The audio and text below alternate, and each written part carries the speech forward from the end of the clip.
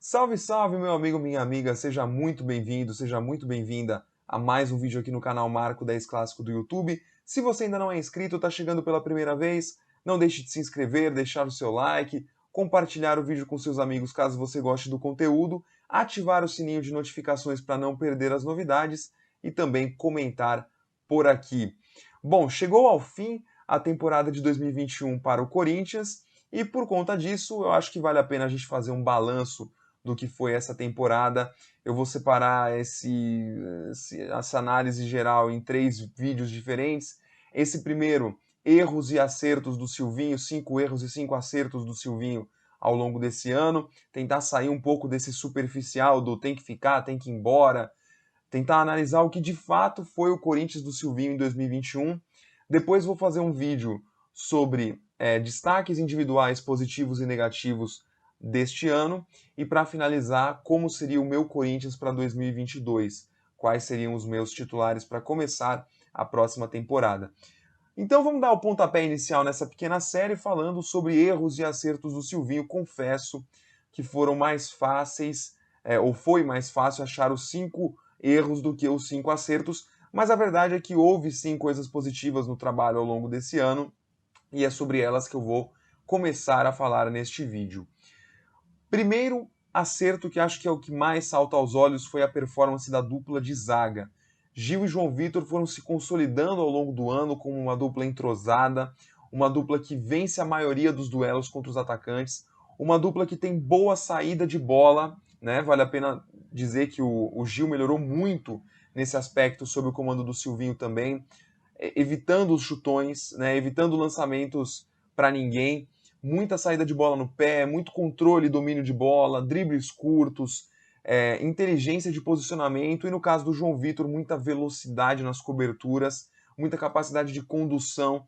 Então, assim, para quase todo mundo foi uma das melhores duplas de zaga do campeonato. Para alguns amigos meus foi a melhor, para mim não foi a melhor dupla de zaga do campeonato. Para mim, Atlético Mineiro, Palmeiras tiveram duplas de zaga, mesmo que não tenham sido constantes, mas para mim foram todas melhores do que Gil e João. Mas sem dúvida foi um destaque do Corinthians ao longo da temporada e algo que deu certo.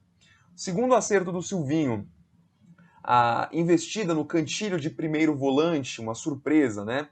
Vale dizer que não foi o Silvinho que inventou isso, quem inventou foi o Wagner Mancini lá no Campeonato Paulista, mas o Silvinho consolidou o modelo do Cantillo de primeiro volante e deu a ele condições para que ele conseguisse se resolver com esse modelo, né? Porque a gente sabe que como primeiro volante ele tem certas atribuições defensivas que ele não tem como segundo homem de meio campo, né? E da forma como o Silvinho encaixou o Cantilho, ele conseguiu ficar mais posicional, participa menos das ações no último terço, por mais que ainda participe em alguns momentos, né, aparecendo como elemento surpresa, como foi no gol contra o Fortaleza, mas na maior parte do jogo ele pega o campo aberto, recebendo a bola próximo da zaga e tem um grande incentivo para fazer o Corinthians jogar para frente. Né? A gente repara esse incentivo do Silvinho. O Cantilho é um jogador que consegue fazer a bola chegar do ponto A ao ponto B muito mais rápido, seja porque o passe dele é melhor, então precisa passar por menos intermediários até chegar lá, seja por ter uma bola longa muito boa, por ter uma inteligência para escolher o tipo de passe certo na hora certa, inversão de jogo, enfim. O repertório de passe do Cantillo é uma coisa sobrenatural, né? E a utilização dele como primeiro volante potencializa todo esse repertório. Então foi mais um acerto do Silvinho. Outro acerto, terceiro, tem a ver com o Cantillo também. A utilização de Cantillo, Juliano e Renato Augusto juntos.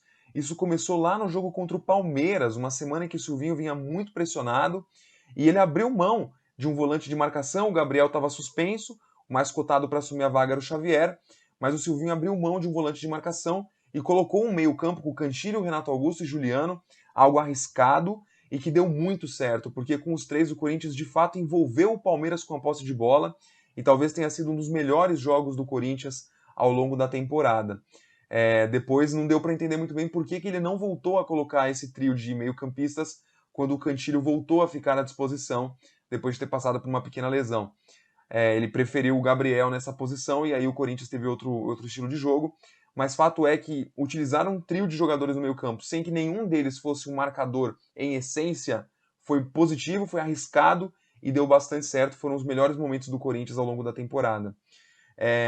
Outro ponto importante, outro acerto do Silvinho que vale a pena a gente destacar, é a saída de pressão. O Corinthians deixou de ser um time que exagera nos chutões, né, aquelas bolas longas para ninguém na saída de bola.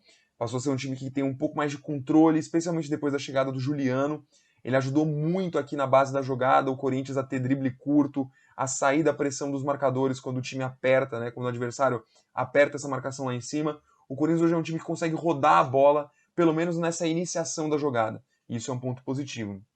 E por fim, associações por dentro, né? Em alguns momentos a gente conseguiu ver William, Juliano, Renato Augusto, Cantilho e Roger Guedes e até mesmo Jô em alguns momentos nessas associações por dentro, procurando um ao outro, né? Eu destaco muito o jogo contra o Red Bull Bragantino, acho que foi muito sintomático nessas associações, toques curtos de primeira, tabelas por dentro, a gente viu um incentivo do time para criar esse contexto.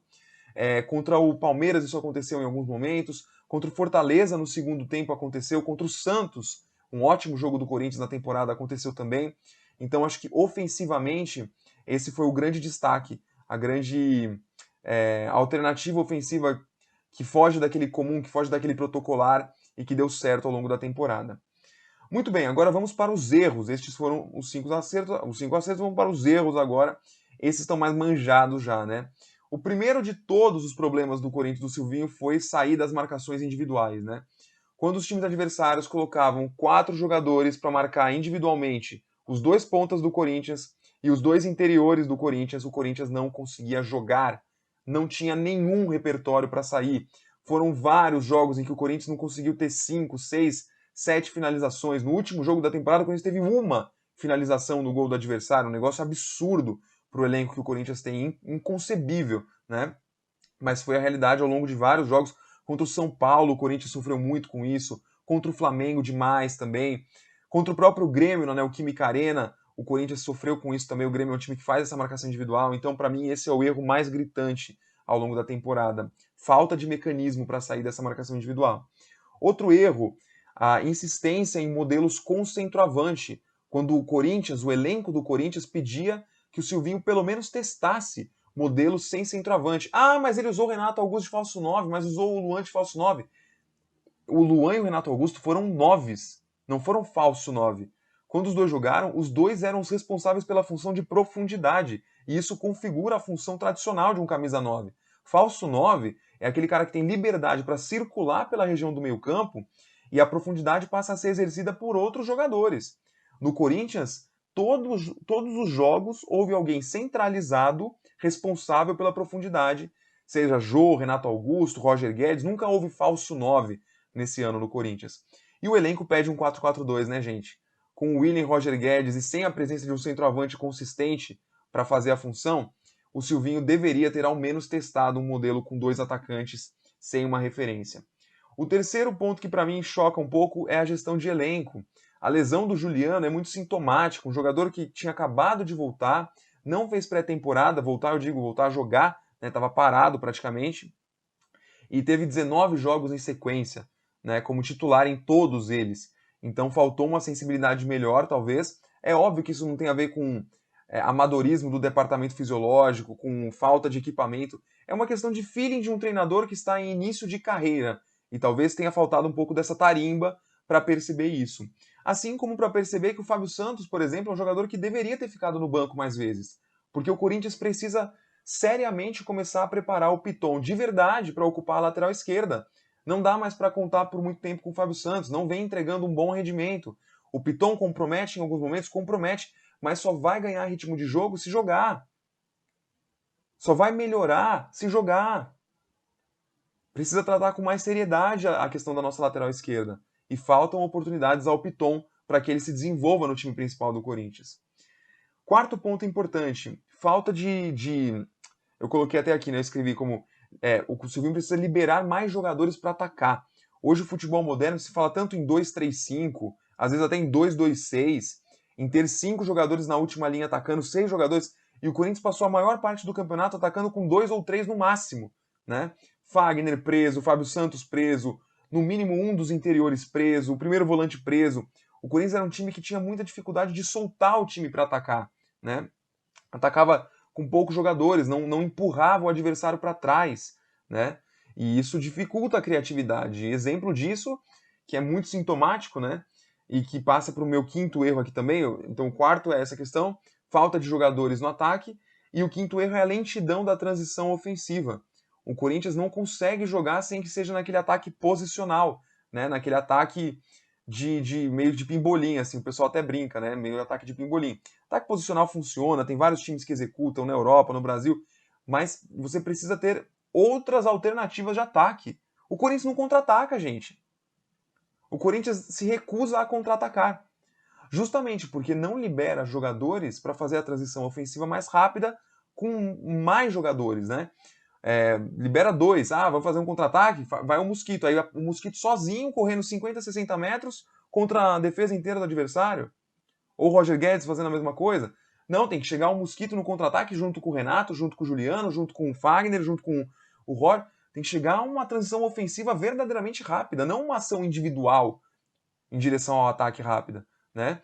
E a prova dessa lentidão na transição defensiva do Corinthians e como isso prejudicou é um número que é bizarro, assim. O Corinthians foi o time do Campeonato Brasileiro que mais trocou passes. A média de passes certos do Corinthians era de acima de 450 por jogo, só que foi o 18º em finalizações. Como que pode uma coisa dessa? Como que o time que mais troca passes no campeonato é praticamente o que menos finaliza? Olha quantos passes infrutíferos o Corinthians tocou. Passes de lado, passes para trás, esses passes que não ajudam o Corinthians a progredir. A famosa posse de bola em U. É um reflexo disso, gente. O time que mais trocou passes ficou na zona de rebaixamento dos que mais finalizaram. Olha que loucura.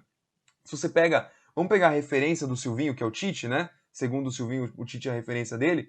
A seleção brasileira, por exemplo, é a segunda que mais trocou passes nas eliminatórias e é a segunda em finalizações. Esses números precisam bater, gente. O Manchester City é o time que mais trocou passe e o que tem mais finalização na Premier League. É inacreditável você ser o que mais troca passe e ser o 18º em finalização. Então, essa lentidão na troca de passes e na configuração do sistema ofensivo é um outro problema que eu acho que ficou bem sintomático nesse ano. De uma forma geral, o Corinthians ficou na 5ª colocação, atrás do modestíssimo Fortaleza, né? Do modesto elenco do Fortaleza. E o que mais incomoda na temporada do Corinthians não é exatamente a posição ao final do campeonato, e sim como ela foi construída até lá. Porque o desempenho do Corinthians foi convincente em poucas partidas e consistente em nenhuma sequência. O Corinthians não teve 3 vitórias seguidas em momento algum do campeonato, gente. Com 38 rodadas, o Corinthians não engatou 3 vitórias seguidas. É impressionante. Impressionante, né? Falta consistência no jogo, falta regularidade, né? Então, ficam essas as principais reflexões a respeito da temporada do Corinthians. Lembrando, mais 2 vídeos saindo no forno. Um sobre destaques individuais positivos e negativos e outro sobre a temporada de 2022, qual seria o meu time titular para começar a temporada. E só lembrando também, estou lá no SCCP Scouts, você pode conferir aqui pelo YouTube. Fica aqui mais uma vez o meu convite para você curtir e compartilhar esse vídeo se você tiver gostado. Se inscrever aqui no canal também, ativar o sininho de notificações e comentar por aqui o que você elencaria como erros e acertos do Corinthians ao longo da temporada de 2021. Um grande abraço e até o próximo vídeo.